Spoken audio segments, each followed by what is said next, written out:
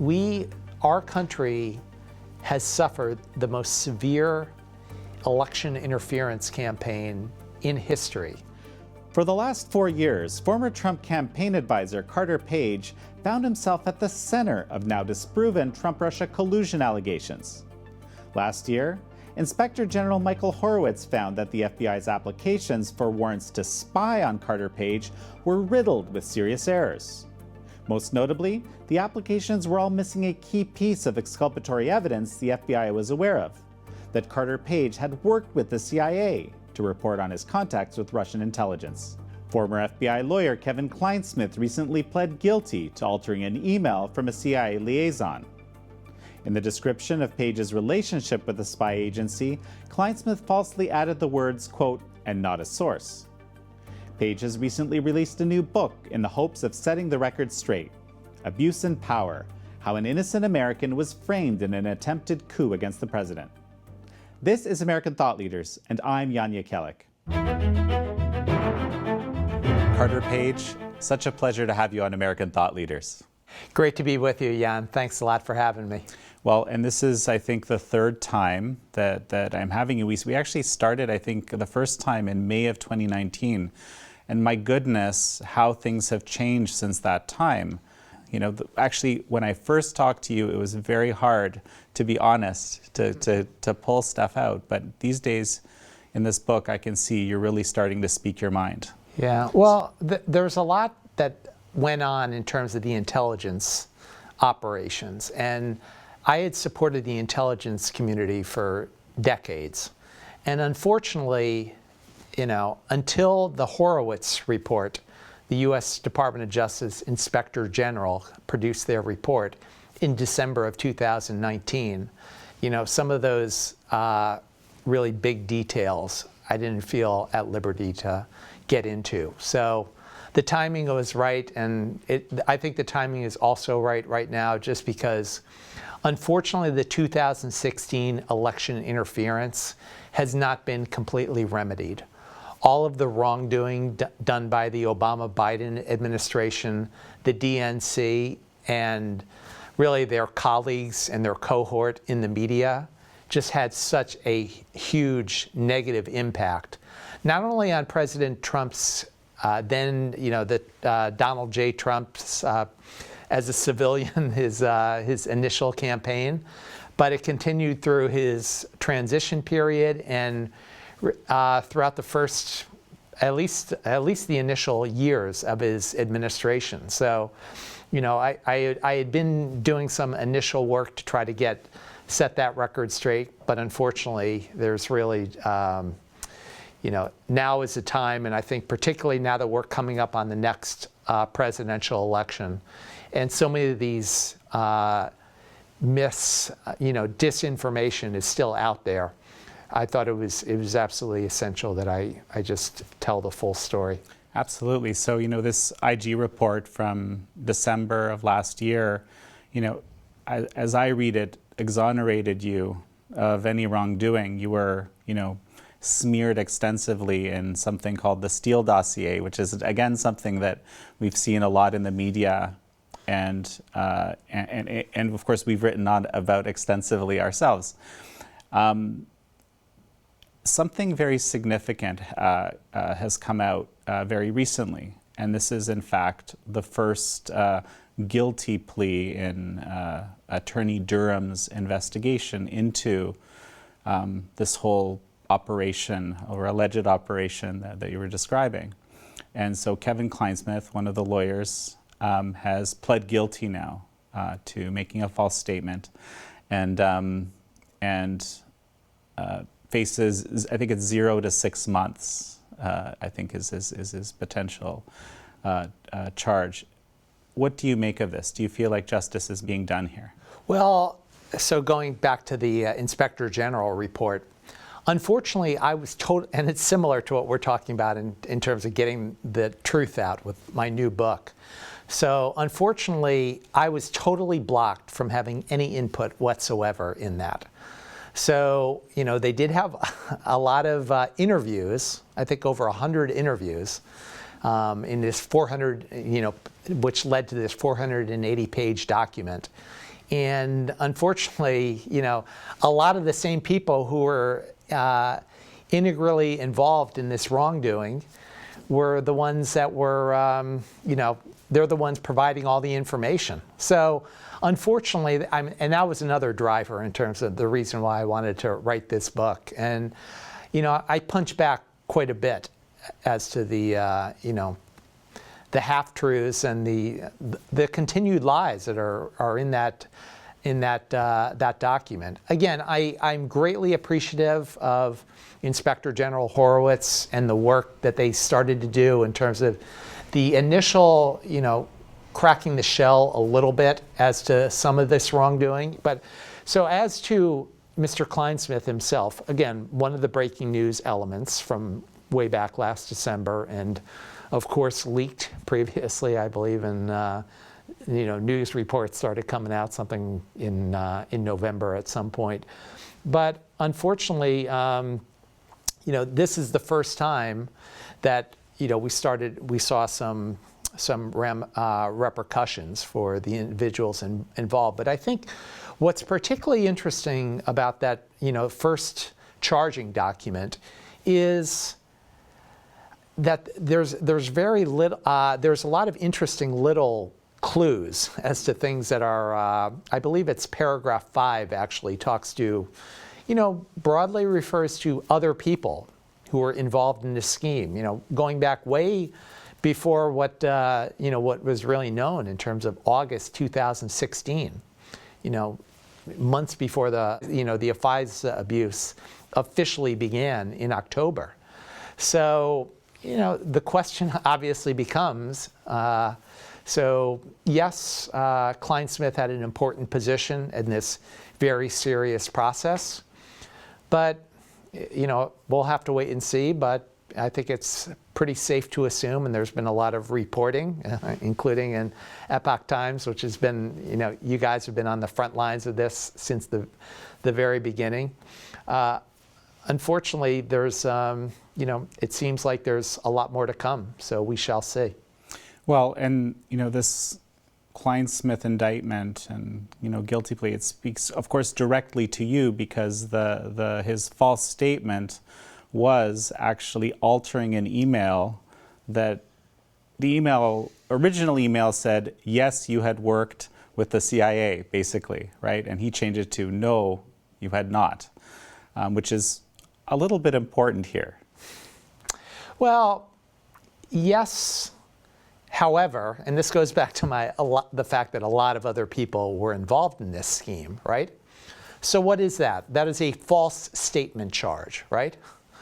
Well, unfortunately, we know, and again, you and your colleagues have reported on this a lot over the last several years, again, really on the cutting edge of this reporting. But, we now know that there are a lot of other people, again, comparing reality to the fictions, some of the worst fictions going back to the very genesis of this scam operation with the FISA abuse. But unfortunately, a lot of those things, no one else has faced any repercussions as of yet. So, we'll have to wait and see. I will say, just from a procedural standpoint, I mentioned that I was totally blocked. The Privacy Act of 1974 provides various provisions by, if the government has a system of records on an individual, before those get released and, given out to everybody, the individual that it's about has a chance to review them and ask for changes. Unfortunately, there's been leak and disclosure after disclosure over the last several years. And, again, a vast proportion of that information is complete lies. And there's nothing, I've been completely blocked in this process. So, again, another reason why it was important to set the record straight here. Well, so it's interesting. Recently, there was a Senate committee report that came out which has a section about you in it. Now, just to be clear, the report talks about how there was no Trump-Russia collusion, and the report doesn't say you deserve to be charged with anything. I did read through it. It is somewhat disparaging, however. What do you make of this recent report? Well, I think it just reflects how pathetic what the Senate Intelligence Committee did back in this whole sham. Unfortunately, a lot of the fake news outlets would have various reports, and they'd like to spin the Senate Intelligence Committee's investigation during those terrible years as, oh, they're being very mature, because the ranking member, Mark Warner, the senator from Virginia, he gets along so well with the chairman of the committee, Chairman Burr at the time. And unfortunately, Chairman Burr and the Republicans of that committee were just completely rolling over. They just sort of let the Democrats run wild. And I can tell you, and I talk about it within my book, sitting through those interviews, I mean, it's just a really politically motivated, again, a lot of baseless false theories. And unfortunately, there's a lot of conflicts of interest in terms of what the same, members of Congress. So, for example, one of the most senior members of that committee, Senator Feinstein, and you look at some of the questions and issues surrounding her. Again, a big, prominent Democrat member of Congress. But unfortunately, I was never given a fair shake.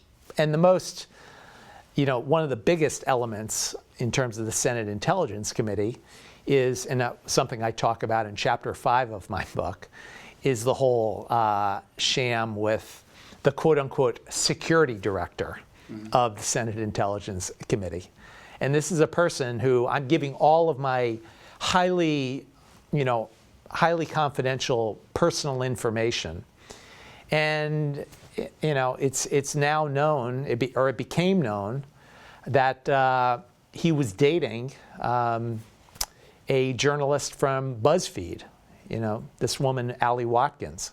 So, and then sure enough, James Wolfe, who is that security director, is now a convicted felon, when eventually there was some repercussions related to this. But unfortunately, there's a lot of problems with that report, and I think it, sort of follows that same pattern of attacking Trump supporters and, being somewhat detached from reality. But, I think it's unfortunate, but, I guess it is what it is. And it really discredits itself and the people, the members of Congress, the senators who were involved in this on both sides of the aisle, if you will.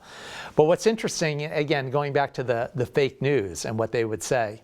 So they would always say, well, the Senate Intelligence Committee, they're acting very professional and they're being very mature. And they would compare that to the relationship between Congressman Adam Schiff and then chairman of the House Intelligence Committee, Devin Nunes. So, but the reality was, when Adam Schiff, and I talk about this in Chapter 5 of my book, describing what it's like being dragged through the mud in the Schiff show. And unfortunately, or fortunate in that instance, even though it did terrible damage, and I got more death threats when Congressman Schiff was reading from the dossier on March 20th, 2017, in this big testimony in front of Congress. But it's one of those things where justice, I think, will eventually be served, and we'll see how it all plays out. But again, the fact that those reports, this on national television, him going on and on like that, leading to a number of death threats on that same day. You know, a little after he's saying this on national television, reading these DNC-funded lies that were put together. I think it's just really, you know, it speaks to the complete lack of credibility. And again, in terms of maturity and the way that there was the interaction between the Democrats and the Republicans, I think there was a lot, you know, huge credit goes out to then Chairman Devin Nunes, who was able to uncover a lot of this wrongdoing. And I know Epoch Times has been, you know, really on the front lines in terms of covering the Nunes memo in February, which was released in February 2018, and the run-up to that. So, really important. I want to stick to the Senate report just very briefly, because there's an interesting segment in there, which talks about your past, and I'm actually very, very curious about that, because, you know, it talks about that you had you know, a relationship with the CIA and the FBI. I think it says up until 2013. I believe that's what it says there. But then you have all these sort of very black, blocked out areas, 2 pages of redaction, right? And so I'm very curious about this, you know, as much as you're at liberty to say, what was the nature of your work with the CIA and the FBI, and did it actually end in 2013? Well, I reveal a lot about that in my book, and I think, you know, it really is unfortunate. It speaks to the complete lack of professionalism within those organizations during the Obama administration. And I think it cuts across, there are a number of intelligence organizations which cut across both the justice system, you know, there's elements within DOJ which serve intelligence functions. For example, the administration of the FISA process, all those false warrants which were submitted by the likes of James Comey and Sally Yates, you know, that was run, although it was put together by the FBI, the DOJ is at the center of it. And so, unfortunately, you know, there's a lot to it. And as to your, you know, the point you're making as to the question and the redactions, it's hard to say. You know, what I've found thus far is that typically the things that are redacted are things that are, you know, positive to telling the truth, whereas the stuff that they want to get out there is things to advance a false political narrative. And it's unfortunate that even though Chairman Johnson has been doing a lot, and Chairman Lindsey Graham has been doing quite a bit in terms of the getting to the bottom of things with the FISA abuse. It really has been a horrendous cover-up. And again, it's unfortunate that, you know, their so-called security director ended up providing more leaks and to the media through, you know, I think his indictment, or one of the documents in that court document or in that court docket against then security director James Wolfe, says, you know, giving this information to young female reporters. So very unfortunate, and just you know, inconsistent with the professionalism I've enjoyed in terms of dealing with members of the U.S. intelligence community over the decades. But, you know, again, I think this initial first step last week with the initial steps with the Durham investigation is a positive sign. And again, I've been highly encouraged that they are starting to follow the law, unlike, you know, all the Privacy Act violations that I've been through over the last several years. So, much more to come. I'm quite confident. Well, okay. So I want to touch a little bit more on the question. So a lot of people are very curious. What did you do with the CIA? What was your work? You know, I've always served my country. You know, going back to, I mean, I was an Eagle Scout growing up, and, you know, did all kinds of community service projects, and, you know, Catholic school altar boy. I was, you know, served my church, served my church community and my doing everything I can. And there are similar examples with the intelligence community as well, CIA, FBI, and others. So, again, it's an interesting little tease. I think there's a lot more that I dig into in my book, and that's a good reason to dig into it. But I'm sure people will benefit from that. And again, it just speaks to the complete deceit that the Democrats and their operatives within the government have continued to advance. And just this week, we saw precisely the same thing, where we had four nights of the DNC convention. And unfortunately, just like the sham in 2016, which created this massive fraud upon our justice system and the U.S. intelligence community and our election process, unfortunately, there were just so many hateful lies told throughout this process. And one example I will give is Sally Yates, the former, I believe, deputy director at the Justice Department, who again signed 2 of my false FISA warrants, which had so many terrible problems. But again, just this week, just attacking President Trump in her highly political speech, without having any repercussions as to this terrible FISA abuse during her term on watch. And what I find particularly interesting about that is, as a U.S. military officer, as a former officer of the deck in the Middle East and in the Mediterranean Sea and going across the Atlantic, if I run my ship aground, or if I'm the officer of the deck and the ship runs aground, the captain of the ship usually faces some consequences, right? I think what this complete sham, what we've seen, again, someone with significant responsibility, Mr. Kleinsmith, but these people at the highest levels of these organizations, really the captains of the ship, have faced no consequences. You talked about privacy violations. I mean, having a FISA warrant executed on you is probably one of the most massive privacy violations that can exist. I mean, in theory, these are supposed to be justified against, people working with terrorists or something of the like.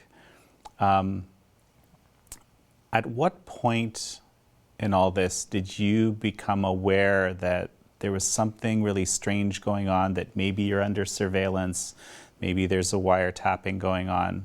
When did that happen? Right after the first FISA warrant was issued in October of 2016, given these terrible human rights abuses that were being perpetrated by the Obama-Biden administration on the Trump campaign, I sent a letter to the Organization for Security and Cooperation in Europe, which was an election monitor, looking at checking out whether there's legitimacy in the U.S. election. I sent a letter to the chairman of that committee and the senior person who was running that investigation. And I talk about how the Democrats were doing this spy operation involving people from London, and I speak to that explicitly in my letter. Now, I didn't have all the details. I'm close with various people with deep ties in the intelligence community, and both in and out of government. So I was given a tip back, several, right around the time of the defamatory news report from Yahoo News, which would then become the basis for this fraudulent FISA warrant, or part of the basis. Fascinating, but you had no idea the FISA system was being invoked. Well, there was some reporting, and that was right around the same time in kind of late October, where this started to come to the fore. There were some fairly speculative articles, but again, and this speaks to kind of the terror threats that stem from these terrible things that were done by the U.S. Department of Justice, the intelligence agencies, and in conjunction with the media.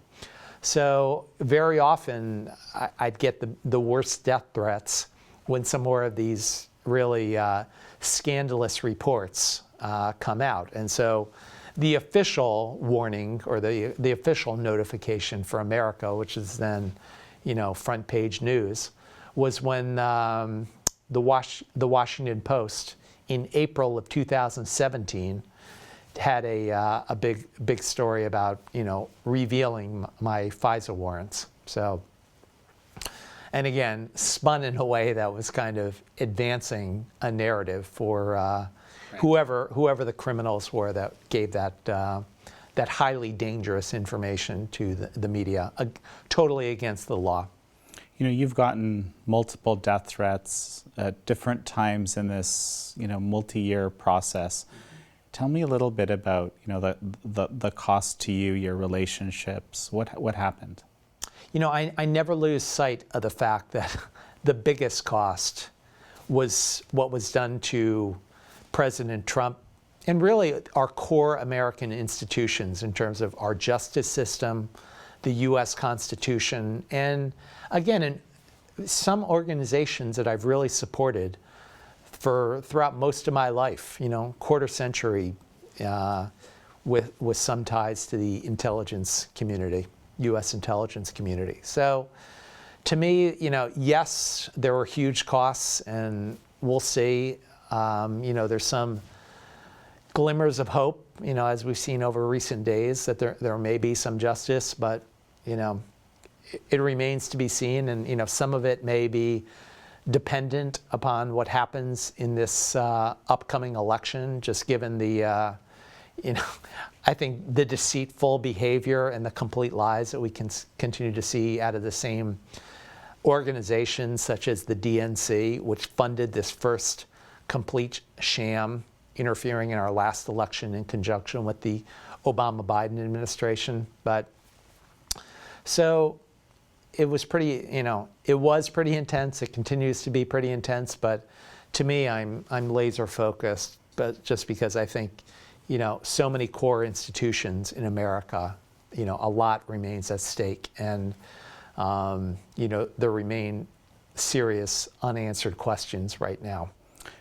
What did you think when you learned that the primary source, or I think it's primary subsource for the dossier, of course, this completely discredited Steele dossier, turned out to be not someone even based in Russia, but someone who had been, in the U.S. as a think tanker for decades? Well, what's just so, it's typical. All I can say is it's typical of what's known as the Washington swamp, right? Because, that individual who you're referring to used to be at the Brookings Institution, right? And people in Washington are trying to advance their own agenda. And I think, this is just a perfect example of that. And, I talk about in my book some of my interactions with someone else in the Brookings Institution at the time, very, very senior person there. And, again, very little care of doing the right thing, and a huge negative ramifications as to the horrendous impact it had on our core institutions in America. So, you were spied on through four FISA warrants. I mean, several renewals. Faced these, unprecedented privacy violations, of course, which expanded past you to people that you were connected with throughout the campaign and beyond. Absolutely. You have a number of lawsuits that you've initiated, I think, but one of them was recently dismissed, right, against the DNC. What is the state of that, and what are you expecting to happen? Well, I think, again, part of the challenge has been the huge cover-up, right? I mean, we have some initial indications of what actually happened, but some of these details and some of my pleadings have not fully gotten a just treatment, given the fact that there's so much more to be told. And these are largely the only problems I've had thus far are procedural issues. In terms of the substance and the core of my claims, those very much remain intact. So all I can say is stay tuned, and we'll have more to say on that in the time to come. One quick thought is that something that emerged out of this Kleinsmith plea and indictment and plea is that the Crossfire Hurricane started not as a counterintelligence investigation, but as likely as a FARA investigation. And what do you make of that? Well, there were certain indications that they're trying to pull that game on me in terms of my interaction with the Mueller team as well, which I talk about a lot in the book. So, again, it's a level of complete deceit and a level of, spinning a story and just two totally separate systems of justice. One for Trump supporters, one for military veterans, the other for, again, going back to what we were just talking about, Washington insiders just trying to achieve their political and advancing their personal objectives, which is tragic. And I think, again, in addition to all the sort of substantive things that need to be reformed, I think it just reflects a deep cultural rot within certain institutions. And I'm really disappointed that the Democrats have done so much to advance that. Carter, recently someone's come forward with a pretty detailed story, Stephen Schrage, who's actually someone pretty early on in this whole saga, if I can call it, invited you to an event. And he has, and I just wanted to see how you see it. Does his story check out with your own experience?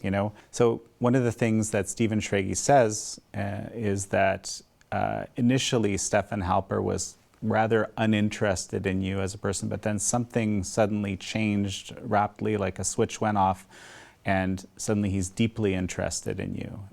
Is this how you remember things? I lay this all out in my book, and this sort of talks through the situation in Cambridge and all these sort of dynamics. So, Stephen, I feel really bad what happened, to him as well. I in terms of getting caught up, as they say, caught in the crossfire of this craziness. But it's very similar to so many other members of the Trump supporters and people that have been trying to want to see our country go in the right direction and just get swept up into all kinds of crazy false allegations, et cetera. So again, I always keep an open mind, and I still so many open questions as to what actually happened, but I really think there needs to be a lot more that needs to come out as to what the specifics are. And unfortunately, this is another example, and I know this is something that Chairman Johnson, Chairman Grassley, Chairman Graham have all been pushing really hard to get to the bottom of, in terms of what was going on in that whole Spygate scandal. What's particularly terrible about it, and again, I talk about this in some length in my book, it's the dual standards of justice, right? Where, well, we don't want to leak anything related to Professor Halper, right? his name is not even in the 480-page Inspector General report, right? But nonetheless, there's all kinds of false information about me, right? And it's, again, part of the reason I wanted to write this book, to help set the record straight. But we've seen just two complete different standards of justice for Trump supporters on the one hand versus these highly paid government operatives that are, apparently just advancing their own interests for, in many instances, for personal gain and for political advantage to achieve certain objectives. Do you have any thoughts on who or might be looked at next when it comes to the Durham investigation? Yeah, I have always taken the approach that I like to see the facts. I mean, just like we've been talking about. And unlike the dossier, where these reckless people are throwing all kinds of allegations out, I'm very cautious, and I like to really know what the full truth is before I jump to any conclusions. Totally the opposite of what the Comey, Yates, Rosenstein, DOJ, FBI was involved in during those years. Who would you say this book is for? It really is for the American public and voters. Our country has suffered the most severe election interference campaign in history, with this sham run by the Democrats, funded by the DNC, and concocted by a lot of their agents, lawyers, and really hiring foreign spies to, perpetrate this complete fraud on the American public. So I think anyone who's voting in the 2020 election, and the American public more broadly, people of all ages, I think can really benefit from this to understand better what happened and some ideas as to what steps can be done at this historic juncture to make sure that the terrible crimes that were committed are eventually, certain reforms are made to fix this terrible problem. Some people say that it may take a generation for people to really understand fully what happened. So that's I'd love to hear your thoughts on that. The other part, and you've alluded to this already a bit, but the role of the media in all of this. Well, part of they're interrelated questions, and again, the interface between the government on the one hand and the media on the other. Again, a lot comes down to what is disclosed, what information. And I know there's been, you and your colleagues at Epoch Times have really done tremendous work in terms of trying to get to the bottom of what actually happened and, really hard-hitting analysis. But, there's still a lot more that needs to be uncovered. And again, having been on the inside of this terrible scandal, and I wanted to tell all the truth as to what actually happened, in contrast to the terrible bad acts that were done by people both within government and out of government to perpetrate this fraud on the American people.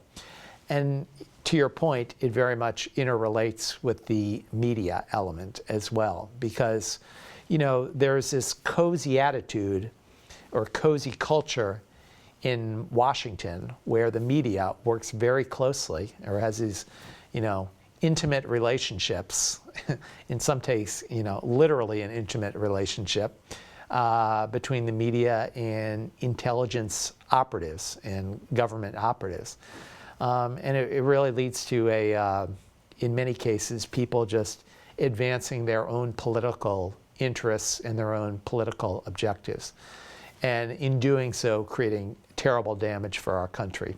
So just something I really wanted to highlight and start exposing just what the terrible ramifications are and what the some steps that can be taken to fix this horrendous problem. Well, briefly, what are the ramifications? What I talk about in some of the final chapters of my book is the FISA statute itself. Given this complete sham and this national tragedy that occurred, there's very little confidence left in the FISA process. It's just left as an empty shell. And differing levels of outrage, but many members of Congress, particularly on the Republican side, have been called for serious reforms. And so, I think that is just one specific aspect. When this has just been left in shambles, the Foreign Intelligence Surveillance Act, which was created in the wake of a prior scandal, during the Church Committee in the 1970s, they uncovered terrible surveillance wrongdoing, and they put together this FISA statute to reform the system. And now here we are over 40 years later, and it's even worse than anyone could have imagined in one of the greatest scandals of all time. Certainly hope that we do see some work on reforming some of these processes. Any final words before we finish up? Just a great thanks to you and your colleagues at Epoch Times for all the incredible reporting you've been doing and really digging to the bottom of this. And again, so much is required to understand the full picture. I think this book is an important contribution which looks at the big picture and tries to give a more complete view from the inside of what exactly happened. But I appreciate the opportunity to speak with you and your colleagues, and it's great to have the conversation with you again today. Well, such a pleasure to have you, Carter. And the book, of course, is Abuse and Power. So glad to have you on. Thanks again. Really appreciate it.